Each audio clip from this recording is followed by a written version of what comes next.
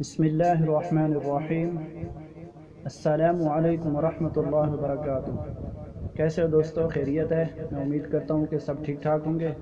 آج انشاءاللہ بہت ہی بہترین ویڈیو ہے۔ مصر کی تاریخ میں ایک بادشاہ گزرا ہے جس نے اپنی قوم یعنی رعایا کے لیے اپنی بادشاہت کو وقف کر دیا، اپنی بادشاہت کو ختم کر دیا، یعنی بادشاہت سے فارغ ہو گیا اور ایک ایسے قیدی کو بادشاہ بنا دیا جو جیل میں 10-12 سال سے یعنی اپنی قید گزار رہا تھا۔ وہ تھا تو بے قصور، بے گناہ، لیکن وہ تھا جیل ہی میں۔ تو واقعہ کچھ یوں ہے،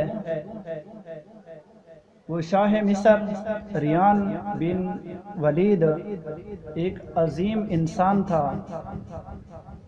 اس نے خواب میں دیکھا کہ کچھ عرصہ بعد میرے ملک میں بلکہ پوری دنیا میں تقریباً کھاد سالی ہونے والی ہے جو 7 سال تک تقریباً رہے گی۔ تو اس نے ہر طرح سوچا کہ میں اس کی کیسے تلافی کروں۔ بہت سوچنے کے بعد اس کو کوئی طریقہ کار نظر نہ آیا، تو وہ خواب اپنے درباریوں کو بتاتا ہے۔ سب کو بتانے کے بعد ایک اس کے درباری میں آدمی نے کہا کہ جو آپ نے قید میں رکھا ہے آدمی کو، وہ اس خواب کی پوری تعبیر بتا سکتا ہے اور وہی صحیح آپ کو معلومات دے سکتا ہے۔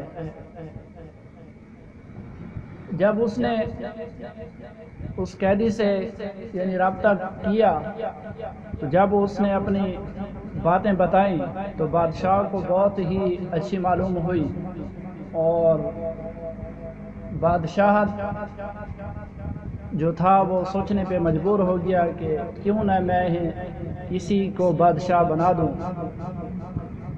اور جو قیدی تھا اس نے طریقہ کار بھی بتا دیا کہ آپ اس طرح کرو تو آپ کی رعایا جو ہے وہ آسانی میں رہے گی۔ تو اس بادشاہ عظیم انسان نے سوچا کہ کیوں نہ میں اسی کو یعنی بادشاہ بنا دوں۔ تو وہ اس قیدی کو لائے بڑے عزت و اکرام کے ساتھ، اور سب اپنے جو وزیر اعلیٰ بڑے عہدوں والے لوگ تھے ان کے درمیان میں اس کو بٹھا کر اس کے سر پہ بادشاہی کا تاج رکھ دیا اور کہا کہ آج کے بعد یہ رعایا بھی آپ کی اور بادشاہت بھی آپ کی، اور آپ نے ہی اس کو صحیح سنبھالنا ہے۔ تو لوگوں، وہ قیدی کون تھا؟ وہ ایک ایسا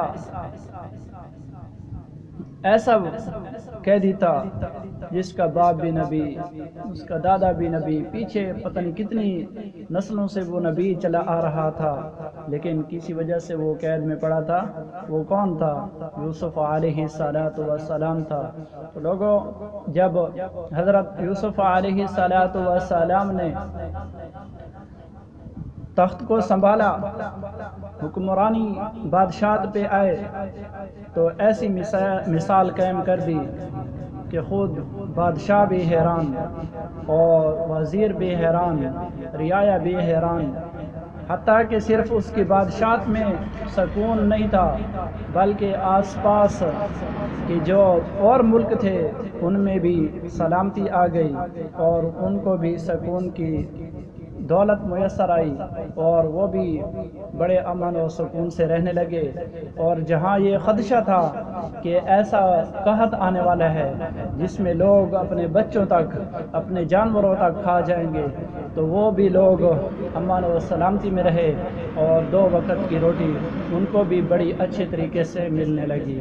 تو دوستو، یہ تھا بادشاہ جس نے رعایا کے لیے، لوگوں کے لیے، مخلوق کے لیے اپنی بادشاہ تک قربان کر لی۔ تو وہ کیسے عظیم انسان تھے، کیسے بڑے دل والے تھے۔ اور یہی نہیں صرف کہ اس نے بادشاہت چھوڑ دی، بلکہ حضرت یوسف علیہ السلام کی پر انتھک محنت، یعنی اتنی محنت کی اس پہ کہ وہ اپنا پرانا دین چھوڑ کر مسلمان ہو گیا، حضرت یوسف علیہ السلام کا امتی ہو گیا، اور حضرت یوسف علیہ السلام پر مر مٹنے والا بن گیا۔ اور انہوں نے تاریخ میں یہ واقعہ رقم کر دیا، یہ ایک مثال رقم کر دی کہ جو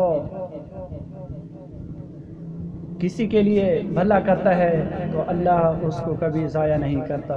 تو میں امید کرتا ہوں کہ آج کا یہ مختصر سا واقعہ آپ کو پسند آیا ہوگا۔ اگلی ویڈیو کا انتظار رہے، انشاءاللہ پھر ملیں گے۔ والسلام۔